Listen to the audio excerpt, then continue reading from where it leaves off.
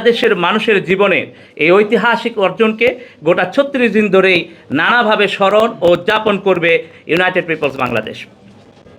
৩৬ দিনব্যাপী আমাদের এই কর্মসূচির কেন্দ্রে থাকবে শহীদদের রাষ্ট্রীয় স্বীকৃতি, আহতদের সুচিকিৎসা নিশ্চিতকরণ, শহীদ পরিবার ও আহত যোদ্ধাদের অর্থনৈতিকভাবে স্বাবলম্বী করে তোলার রাষ্ট্রীয় উদ্যোগের দাবি, গণকবরে অশনাক্তকৃত শহীদদের লাশ ডিএনএ প্রোফাইলিংয়ের মাধ্যমে শনাক্ত করে শহীদ পরিবারের সদস্যদের কাছে ফিরিয়ে দেওয়া, ফ্যাসিস্ট দল হিসেবে আওয়ামী লীগের বিচার, গুম খুন গণহত্যার সাথে জড়িতদেরকে বিচারের মুখোমুখি করা এবং জুলাইয়ের ঘোষণাপত্র আদায়। এই লক্ষ্যকে সামনে রেখে ইউনাইটেড পিপলস বাংলাদেশ ১ জুলাই থেকে ৩৬ জুলাই পর্যন্ত নিম্নোক্ত কর্মসূচি ঘোষণা করেছে।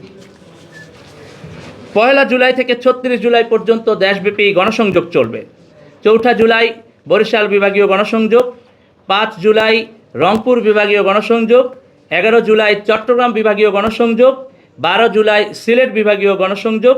১৫ জুলাই নারী শিক্ষার্থীদের প্রতিরোধ স্মরণ, ১৬ জুলাই দোয়া ও শহীদদের কবর জিয়ারত, ১৮ জুলাই বেসরকারি বিশ্ববিদ্যালয়ের শিক্ষার্থীদের প্রতিরোধ স্মরণ,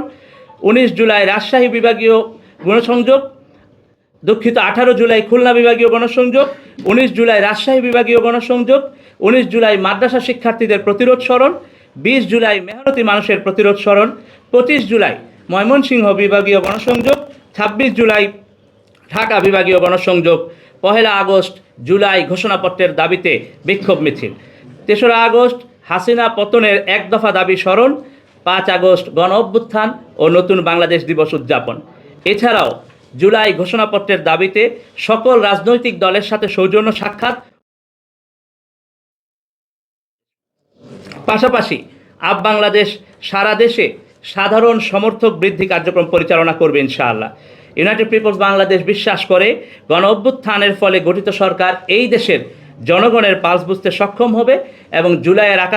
আকাঙ্ক্ষা বাস্তবায়নের প্রাথমিক রাষ্ট্রীয় দলিল জুলাই ঘোষণাপত্র দিতে আর কোনো সময় ক্ষেপণ করার ভুল করবে না।